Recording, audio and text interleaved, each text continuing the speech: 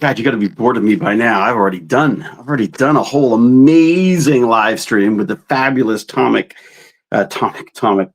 from ESA. What a great chat. Can you believe that was his first? That was like his first podcast. That's like the first time he's done that kind of a format before. I was telling him he was just amazing, and I just absolutely loved talking to him. That Plato mission, man, that's just amazing. Just I never cease to amaze how nuanced these things are, how many lots of little tiny pieces there are that are required to make something that seems, oh, they're sending a telescope up to space. It's like, no, it's not quite as simple as that.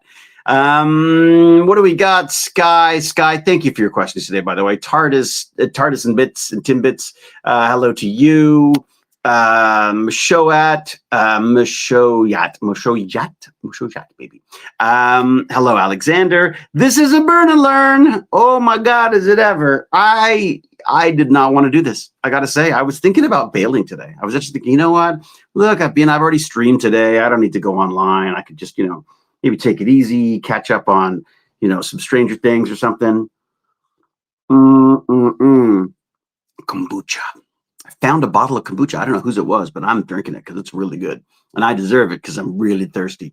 So hello, hand pink waving. Oh, I guess it's. I guess the YouTube stuff doesn't come across that well.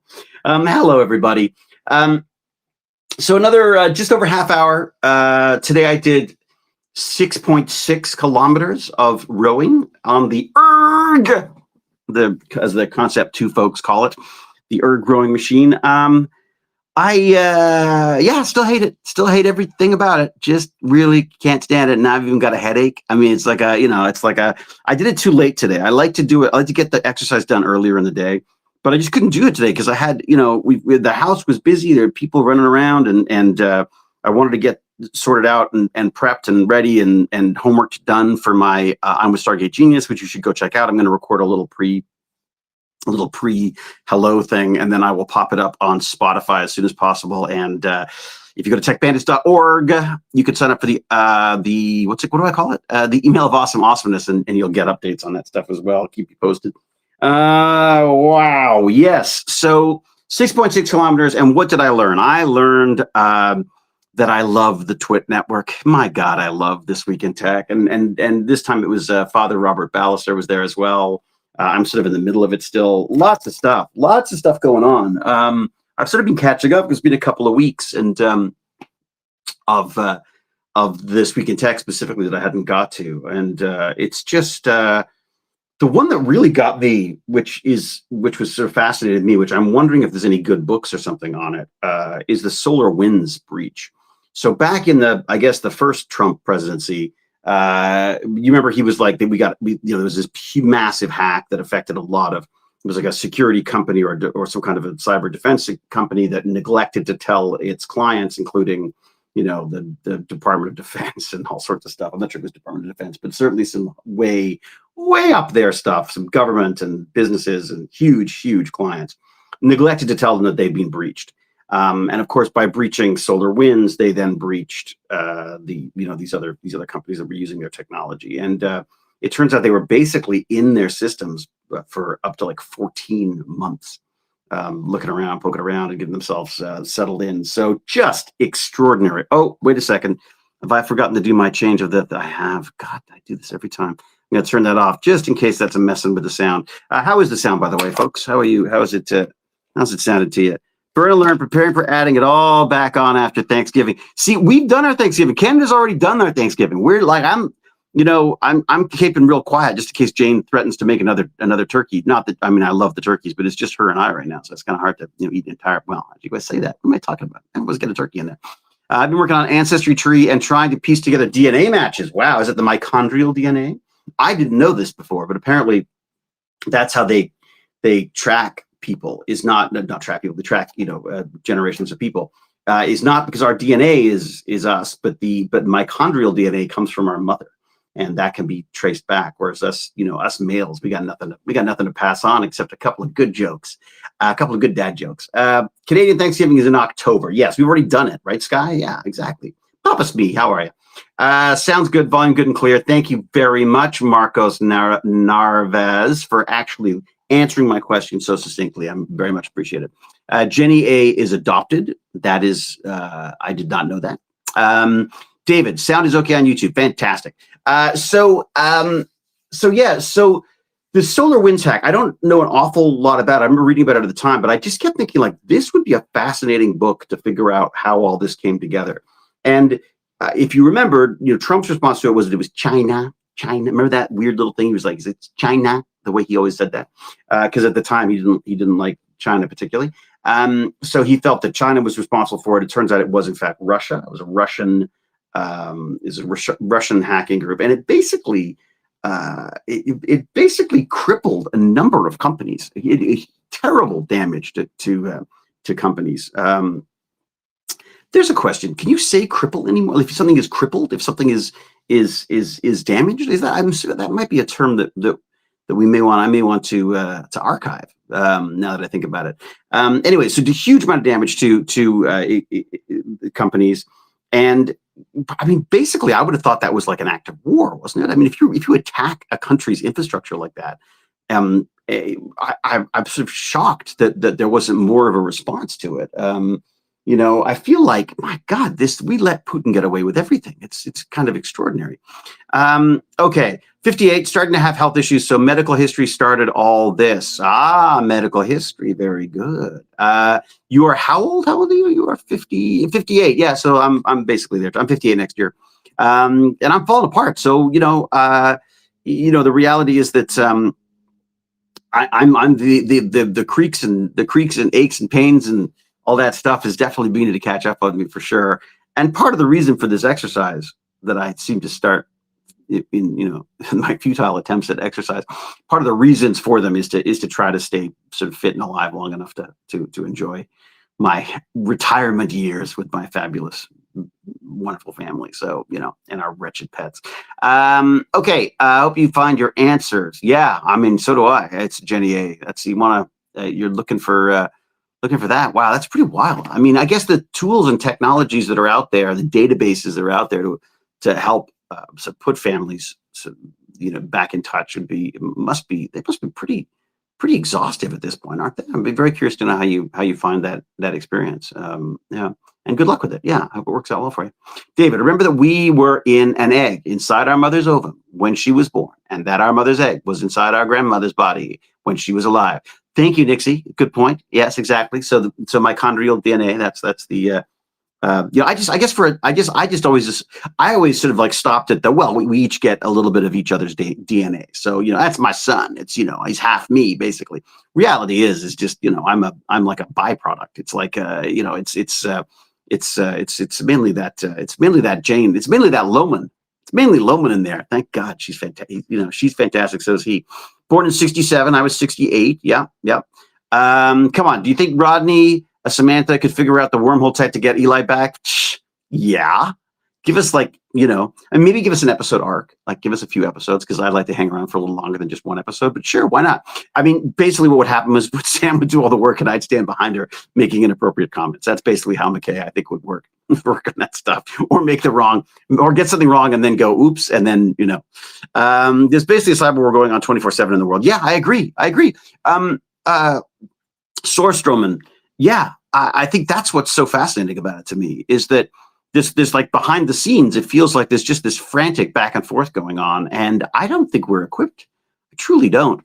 I mean, especially when you look at like sort of like the government department inefficiency that was recently, I guess, basically sort of fading out now. But that whole idea of getting all these databases together so that companies like Palantir and the government could use them for their own sort of tracking purposes, basically. I mean, I don't know if that's exactly the only thing that they're for. They were trying to make them more efficient. But the irony, which I thought was fantastic, that Padre on Twit pointed out, was that every government comes in and tries to create a more efficient government. That's how the government gets so inefficient. There's just layer upon layer of these people trying to change things and make things better. Eric Philpot's got a cold. Eric, I tell you, if you've got the cold I had, it just goes on and on. It's freaking miserable. I mean, you'll be fine. Here's what I did. I had like a bottle of Tylenol a day, and a bottle of Tylenol night. And it was cough, cold, and flu. And I sucked that back for like 3 or 4 days and slept like a baby. And that was it. I was better. Here I am, 63. So what are you complaining about? Oh yeah, 63, sure. But here's the thing, though, is like is that I'm basically like a 14-year-old trapped in the body of like an 80-year-old. That's where I'm at. 45 still falling apart. Yeah, the 40s. It starts in the 40s. Oh my God, what is this? We're gonna start like a retirement. It's funny, as I joke about it, I was thinking, I should start something about retirement or like moving towards retirement, because I'm sort of fascinated as to what are the options and how do people figure that stuff out, if they figure it out. I mean, I have a feeling I'm probably going to work until I drop. I like the acting. I like the acting jobs that come up. They're, as you get older, there's some really fun sort of eccentric old characters that I look forward to playing, because I feel like I've always been a bit of an old eccentric character. And so I'm sort of looking forward to that. But at the same time, I'm also looking forward to not having to do that unless I want to. Because I mean, part of the problem with acting is you sort of gotta, I mean, especially up here in Toronto, where you just sort of gotta like to, take what you can get type thing. I mean, I'm probably a little pickier than most because I'm an idiot, but because for some reason I don't like money. I don't know what the deal is. I just there's just some projects just don't feel right to me. So I sort of have started going with my gut on these things. Not all the time, but sometimes. I mean, I've got to say I was very, very nervous about The Boys. Very, very nervous. This new Boys Fought Rising show that I'm working on. I was really, really nervous about it because it's a stretch. It's a real stretch for me.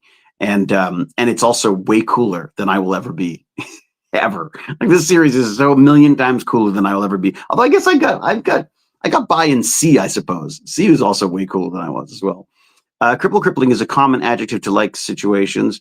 The debt crippled the family. The disease was crippling to their health, as examples. Yeah, I just wondered if maybe it was a word that was that I was using that wasn't was no longer sort of a valid or is it possible? Is that gonna like I'm not worried about offending people so much as I'm worried about, if I can stop saying things that make people uncomfortable, I would stop saying them, because we live on the same planet and all. So David, blink twice if you've been approached by Prime for an untitled upcoming new series that you can't discuss openly. I'm not blinking. See, look at this. No blink. I tell you, I am a fount of truth. If I am on something and I will say I am working on a show, I cannot tell you. I am working on The Boys, the new spin-off series. I said nothing about it until they released a press release that had my ugly mug on the front of it. And now that I can say that I'm in it, that's all I can say. There's a million things I'd love to tell you. I can't tell you. So I'm the first person. I will tell you as soon as I know what I know, or that I can't tell you whatever. So you can gauge my response that way. I can honestly tell you that I am very, very excited about the new Stargate, and that, that I am hoping beyond, my fingers are crossed, my toes are crossed, other bits that probably shouldn't cross are being crossed, because I'd love to be on it, but I don't know any more than you do what's going on. So, I would always, it's a question that people ask me all the time, has always asked me for 20 something years now, is like, if you could do Rodney McKay again, would you do it? And I answered, it's always exactly the same. Absolutely. Like without question. He is one of my favorite, if not my favorite character. And I've played a lot of really fun ones. I got there's one on Mistletoe Murders right now, which I just freaking love. Famous Ray. Tell him Famous Ray sent you. Just a really fun character, but man, McKay just had so much nuance and so many adventures and just so many great friends and such a great experience doing that whole thing. I would, of course, in a shot, I'd be back on that as many times as I possibly be allowed to. And then even then, I'd probably show up and make sandwiches or something. So there you go. That's my take on that. I'm kind of looking forward to talking to some of the other Stargate folks and seeing what they think about it. But I'd be curious to know what David has to say about it. Well, so David's just gone live. Yeah, David's very good. He's like the Twitch man. He's got this down. I am just totally random. This is just, I exercise and I hate it. and my reward to myself is to go online and be my little sweaty Stargate nerd and just basically pontificate about the things that I think I might have learned. And part of regurgitating what I've learned is that I like to think that it sets in my head a little better. I will say, that if you can get yourself signed up for the This Week in Tech stuff, I think if you're interested in technology at all, I think it's just a great thing. I also just love it as a concept. I love that Leo Laporte has gone from radio to television to his own podcasting network, and I can almost hear what a slog it is for him. I mean, like, he's had to downsize a lot, the way the advertising world works, and just to watch all these freaking podcasters take off and do so well. And I'm like, that guy built this. Like, that guy, none of this would exist if there weren't people like him doing this stuff from the very, very beginning. So big fan of Leo Laporte and what he's doing there. That whole Twit network thing. I mean, who'd have thought that a show like Screensavers, which is what I was watching when I was first living in LA, like really living in LA. Is that right? Must have been. I'm not very good at the years on this thing. I have to find out. But I remember when I was sort of underemployed in LA, and I was doing a bit of web work. I was doing a bunch of some web design stuff. It is more the coding side of things that I was doing. I'm not as creative as my sister, who was doing all these wonderful stuff. Not Kate, their sister. Kate sucks. But Moy was doing some amazing visual stuff. We did websites for Cube and websites for a bunch of actually one of Sean Hayes' first films. Actually, we did the online promotions for that. It was very popular. It was like one of the first LGBTQ online web promotion stuff we did. Anyway, so I assumed I was going down to LA to work in some kind of an internet capacity, which I was not even going to say resigned to. I know I was quite excited about it. I thought, this is it. This is great. This is the change. My wife at the time wanted to go down. I was like, okay, well, I better come down with you because we're married. And then I just the odd acting job showed up, but I spent the entire time that whenever I was at home, either I'd be writing scripts or I'd be learning lines, or whatever. I had Screensavers on all the time. Then it became G4 television, and I didn't feel like I was cool enough to watch it. And they got rid of all the cool people, I thought. But maybe cool people's the wrong problem. They brought in all these cool people, which I thought was just a kind of a waste. They tried to sort of sexy it up, and it's like, dude, it's people who love computers and technology. I mean, it's like, that's the sexy part. The sexy part is the tech and the tools and stuff, right? It's not the hosts. I want people who know what they're talking about. So anyways, not that the people who came in didn't know what they were talking about, but it was a bit young and hip for me. I just love that he's taken that and turned it into this podcasting sort of, for want of a better word, empire. But like I say, I also hear how much work it is, like how much of a strain it is on him, and how difficult it must be for him to sort of now be dialing it back to his attic studio, which of course to me is a dream. I mean, that's like the idea of having an attic studio is amazing. I spent today I did my I'm with Stargate Genius today. A huge thanks to Thomas Wallachek, I think it was something like that. Amazing guy, works at ESA, he's a project manager on Plato, just extraordinary, so much fun. But I spent the entire time in that closet, because there was so much noise here. I was worried about the noise, so I've got like sound blankets going. I'm like standing in this little closet. Let me see if I can recreate it for you. Only not, I mean, well, I just say this, I probably was almost as sweaty so I was just in here because the noise, the sound, I just thought the sound would be so much better, right? I got a little light in here. I got, I just sort of piled up some boxes and made myself a little desk. I think this is going to be my studio now. This is going to be my little online studio. When I need there to be silence, I think I will come in here because it's quite nice. It deadens the sound quite nicely. Anyways, but it's also really hot and kind of miserable, and you probably don't want to be this close to sweaty old Stargate guys. So what else do we have on the Twit stuff that was interesting? So the Solar Winds thing, fascinating. I'm very curious if there are any books or anything on that. Um,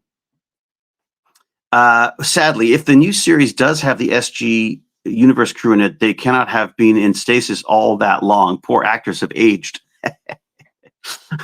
That's, yeah, the joke. I remember working with, who was it? I can't remember who said this. Oh God. I remember being trapped. I mean, trapped under a building at the end of a season, and then coming out the next season, and someone turned to me and saying, like, "Were you trapped in a room of sandwiches? Like, what? Like, you're like, you've added like 20 pounds." Because of course we had the whole season between seasons off, and Jane and I were running around the planet, having fun and drinking champagne and eating delicious food. And I came back like 20 pounds heavier. It's like, oh, they rescued McKay and they found some extra. So yeah, it's fun to see. It's fun to see and think about what they can do with a new show. Like, I'm really kind of excited to see and how the technologies have developed so much since, and even just forgetting the technologies that allow them to make the show, like the cameras and the cinematic technology, or the cinema technology, film TV technology. Forget that. I mean, what about just the serious leaps and bounds in technology in the last 20 years that we can now explore in that Stargate universe? I think that would be just amazing. You know what I mean? It's misleading, isn't it? Because you say Stargate universe, everyone immediately assumes you're talking about Stargate universe, but I'm talking about Stargate as the universe. It'd be nice to see. I mean, like, the reality is, it'd be lovely to have everybody back, but it'd be, but most importantly, me. I think that's probably the most important part for me. Yeah, you can tell I'm excited about it. You think Rodney would have matured since being that with the Doctor from last Atlantis ending? I guess. I mean, look, I can't imagine that Keller stayed with McKay. I can't imagine that they managed to make that work. That seems highly improbable to me. I'm amazed Jane's still with me, for that matter. So I can't imagine that working. I think he's, I feel like maybe he's got a few extra cats and probably a little grumpier. And, I think he'd, I think he'd probably, knowing him, he's either like well involved in conspiracy theories of all sorts. Or he's probably, he's probably like some kind of a .com billionaire or something. So maybe that's part of it too. So, all right, David, about this. You are going to be 68. So you did make it this far. Think about all the ones that did not. Exactly. I do plan on being 68 at some point. I'm going to wait 10 years, though. I know you've probably answered this, but are you in the new Stargate talking about retirement? This is what I'm saying. You've probably caught up with it at this point. Yeah, but yeah, I'd love to be. I don't know anything about it, but I'd love to be. David, you saw my email. Do you think there is any solution to the problem? Which one was this, Ivan? I got, I answered. Thank you, by the way, Ivan, for your questions. Ivan asked a couple of questions I picked a couple of Ivan's questions for the chat today, and I'm with Stargate Genius. So part of the Stargate magic were the very human stories, not tech. Yeah, I agree. I mean, look, I think science fiction, I think science fiction needs a sense of humor, because everyone I know who's involved in any kind of high stakes tech and stuff, you've got to have you sort of got to have a sense of humor to it. I don't know how you get around it otherwise. I suppose not everyone does, but I think from an entertainment standpoint, I think you definitely got to have characters with a good sense of humor, written with a good sense of humor, and that's definitely something that Brad and Cooper and now Martin Garrow is fantastic at that stuff. Martin I think wrote some of the funniest episodes there were. But that also, but didn't skimp on the sci-fi either. So it's good. It's good. We need to bring Stargate back and finish the story. Well, that's the hope. Mike Demore, Mike Demore, you've heard, I don't know if Mike Demore, maybe you haven't heard this, but they've announced that Stargate's coming back. I don't know whether Stargate Atlantis will be part of that, but they're saying that there is a new Stargate and Martin Garrow is going to be running it. So would you look forward to working with Joe again? Are you kidding? My God, I mean, poor Joe. He's going to get stuck with me again. Any chance I get. I love that. We had so much fun. It was so funny because I feel like we were definitely, there was some friction to start. I think more from my part than from his, because we're from different worlds. We work differently. But like typical grumpy old men, I snapped I snapped one day at him about something. I don't remember what it was now, and he was so genuinely concerned that I was unhappy in any way. And I realized that, he just has everyone has a different perspective on the world. Everyone. It's that wonderful quote from Robin Williams about, you don't know what that person's thinking. You don't know what that person's been through. And I think that's just, it's one of those things that's very difficult when you're in people's faces all the time, literally on set, you're bumping into each other all the time. I mean, it's easy to get for things to get grumpy, and of course they did at times, and it's usually involved me because I got, especially if I haven't had my lunch yet, I get a bit grumpy. And also, it's kind of high stress. You've got a lot of lines to learn. You got to get, 12 pages of dialogue in a day or whatever it is. I mean, so you get snappy, but I keep coming back to this. I remember at the end of the first season, I'd snapped. He called me up, and I was so touched by how concerned he was for me. Not, that he was. I mean, he was obviously didn't want me to be angry at him, and I just couldn't be. I mean, I really couldn't be. I think there's absolutely love him. Absolutely love him. Just a wonderful. He's an odd guy. They're all odd guys. We're actors. We're all weird. We're all weirdos. We're a bunch of weirdos. What am I saying? Bunch of hippie freaks. Well, I'll leave Jason more to the hippie freak thing. I'm more of the uptight freak. But we're a collection of people who basically couldn't get any other jobs, so we pretend to be other people for a living. You're talking about imposter syndrome. We are imposters for a living. You know what I mean? It's not a syndrome for us. It's an income. So yeah, I would welcome any of them. I'd love to see the SGU people again too. I mean, they were incredibly welcoming. I mean, we were a little, again, at first, a little trepidation there. I'd made a quote about they're eating my sandwiches, which I think of course, I just assumed everyone would know that was a joke because, me and sandwiches, but apparently they'd been quite concerned about it, and that I was sort of that I was somehow angry that they were sort of, I guess their concern was that I was walking on their is that they were on my territory or something, that I felt some kind of ownership to it. But no, I didn't. I mean, it was literally like a silly joke. I remember talking to LDP, Lou Diamond Phillips, about it. He was like, and he literally at one point said, so you still feel like we're eating your sandwiches? And I was like, sorry? I was literally thinking, sandwiches? There are sandwiches? And he's like, you don't know what I'm talking about. I said, no, I don't know what you're talking about. What am I talking? And he reminded me that I'd said this. And I was like, oh my God, dude, I never, that's not, it's like, you met me now, right? Sandwiches are sort of like a first priority for me in any kind of a, it's a joke thing. So it's just amazing how, and this is something that came up actually in the Let's Talk. I keep saying, why do I keep calling it that? Because one of my favorite charities, Let's Talk Science, up here in Canada. But it's the I'm with Stargate Genius chat that I did today with Thomas. And the thing that keeps coming up, and that Thomas was really big on today as well, was that it's all about people. It's about getting along with people, right? It's about, how do you work with people? How does a team come together? How does a team stay together? And I think one of the appeals, both to the shooting of Stargate, to the actual filming of Stargate, and also to the Stargate franchise itself, is it's this wonderful group of believable characters. I mean, unbelievably obnoxious in some cases. But also, that they're people we know. They're people we worked with. I mean, McKay. I've met so many McKays.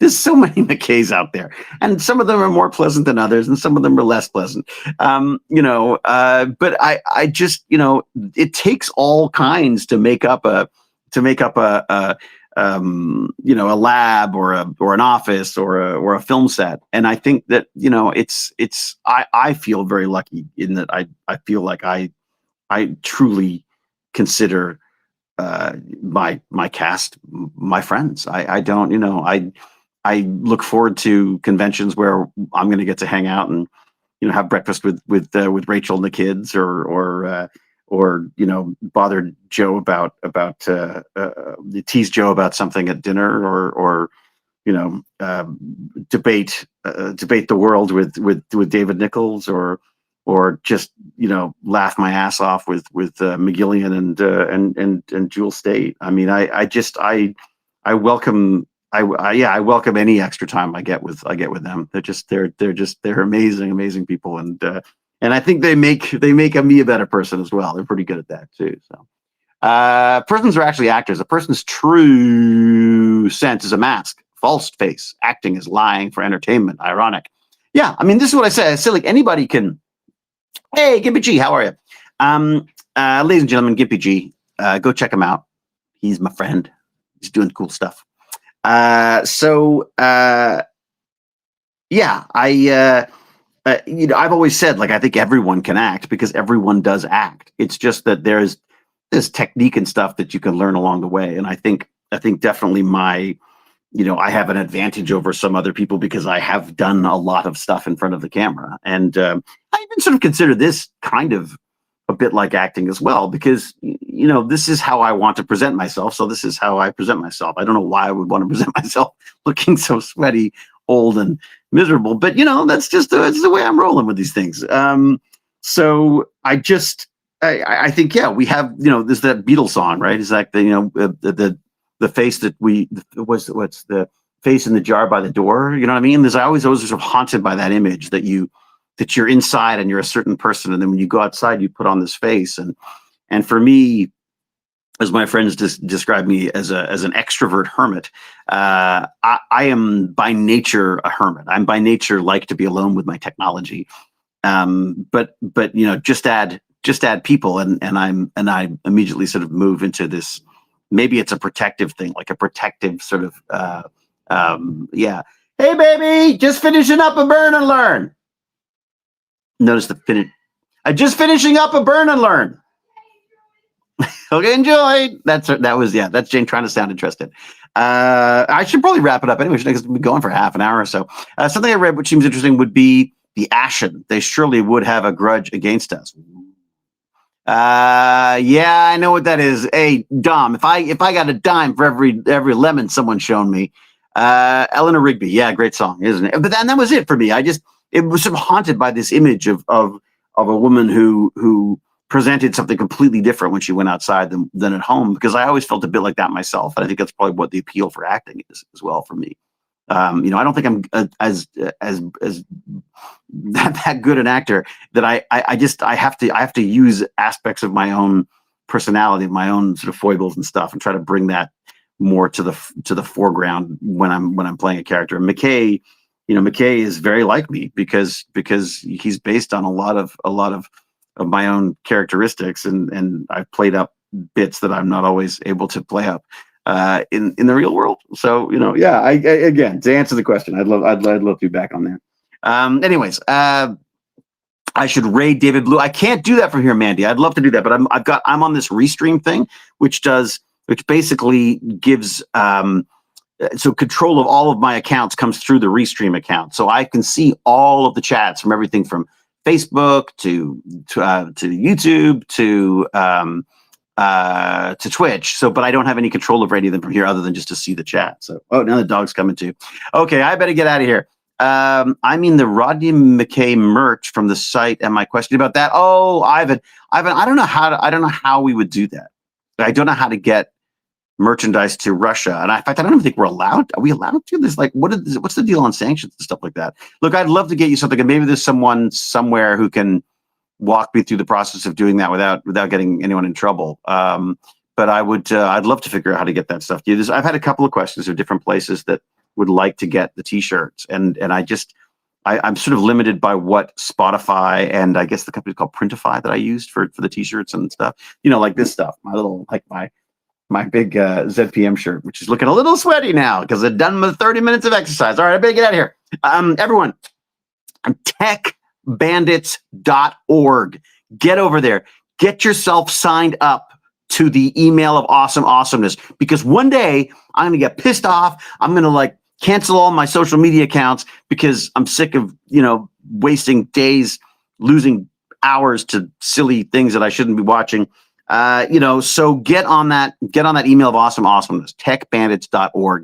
And there's a bunch of other stuff there, including Patreons and all that kind of stuff if you want to help out. And there's also merch. I could not find any good McKay merch, so I made my own. And I call it Stargate Inspired because that's the way of getting around it, I guess. I just wanted stuff that sort of reflected the McKay angle on stuff. And for some reason, MGM and hopefully Amazon will be better at this, but the merch stuff was just like really limited in what you could do. Like so many other shows have all sorts of cool stuff. Like Firefly has like the best merch, and of course Star Wars and all that kind of stuff. So Star Trek has really cool merch as well. Stargate really limited, certainly limited on the McKay centric stuff, which I felt deserved a lot more time and attention from people. So, all right, get out of here. Might get a T-shirt for Christmas. Very good.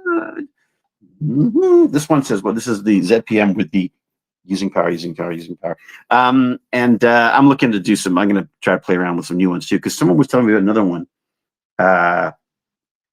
What was the one I was supposed to do? There was a meme. We have a McKay. Where was I? Oh, yes, leadership. All right. And now a few words on leadership. Bye, everybody. Until we geek again, I will say, be brave, be kind, be brilliant, cheerio, and huzzah. And thank you for joining me for this another sweaty chat about just about everything. I enjoy it very, very much. Ivan, do postcards to Russia get through post-crossing? They do get there eventually. Wow. No, I've got raccoon mugs. I think I do have the raccoon mugs. I think I still got some of those. Oh, although they might not be available. Okay, stop distracting me. Next try. I've got a life to live. I've got a wife to go talk to.